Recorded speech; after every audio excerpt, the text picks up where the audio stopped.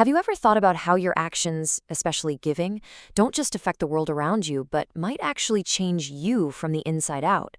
Today, we're diving into this incredible metaphor that shows how our choice to be generous or stingy literally forges our own inner peace, or our own inner prison. Let's get into it.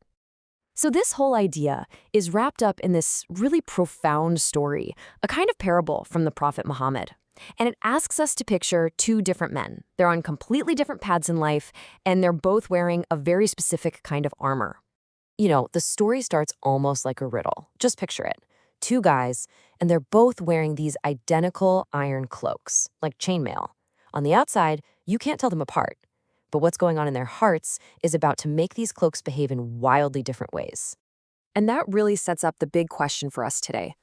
How in the world can the exact same object, this iron cloak, turn into a source of complete protection for one person, but a suffocating prison for the other?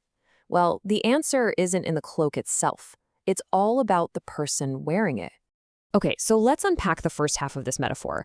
Let's look at the generous person. For this person, the armor isn't some heavy burden. No, it's actually a source of growing peace and real security. Just look at how this plays out. Every single time he gives something, his cloak literally grows. The little iron rings expand and spread out, covering more and more of his body, until even his fingertips are shielded. And then it gets so long and flowing that it actually wipes away his footprints, which is just this beautiful image for erasing your past mistakes, right? It's total protection, and it's earned piece by piece through generosity. But now, let's flip the coin and look at the other man. For the stingy person, the experience is the absolute opposite. That same exact cloak becomes the source of terrible suffering and tightness. It's a physical reflection of his own inner turmoil. It's such a powerful image, and honestly, it's a little uncomfortable to think about. Every time the thought of giving crosses his mind, he pulls back, he hesitates, and the cloak tightens. Every single iron ring just locks into place, sticking to his skin. You can just imagine him struggling, trying to get some room to breathe, but it just won't budge. The very thing that was meant to protect him is now his cage. And when you put them side by side like this, the difference is just staggering. On one side, you've got freedom, expansion, protection, even purification. And on the other, constriction, feeling stuck and being imprisoned. And the key thing here is that this isn't some punishment coming from the outside. It's the direct, natural result of the person's own choices and their own heart. Okay, so we've seen the what, these two totally different outcomes, but what about the why? Why does this happen? Well, this parable isn't just a nice story. It's actually illustrating a really fundamental principle about how our actions literally shape our reality.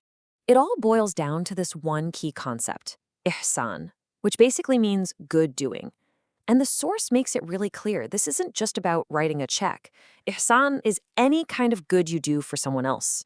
It could be money, sure, but it could also be showing someone respect, offering good advice, or just helping someone out. It's this active good doing. That's the engine that makes the cloak expand. And this idea is anchored in something really deep. The source material points us to this verse, which makes a direct link between doing good and earning God's love. So this frames generosity not just as a nice thing to do for society, but as a profound spiritual act that has its own spiritual reward.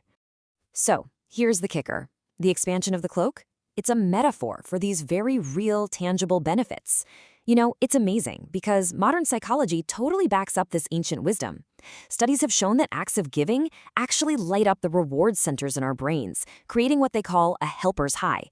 That feeling, that's the peace in your heart, that's the armor loosening. It literally relaxes your mind. On the flip side, we know that hoarding and stinginess are linked with anxiety and stress. That's the feeling of the cloak getting tighter. So when the parable talks about your affairs becoming easier and your sins being erased, it's describing a real state of mental freedom and inner peace. And all of this brings the lesson right back around to us, doesn't it? This story of the two cloaks isn't just some ancient tale. It's a living, breathing metaphor for a choice that you and I make every single day. So we're left with this really powerful, personal question. The source is crystal clear. Our generosity, in all its forms, big and small, that is our real armor. Every good deed we do expands it, makes it stronger, makes us safer. So the question for all of us is simple. What are you going to do today to make your armor grow?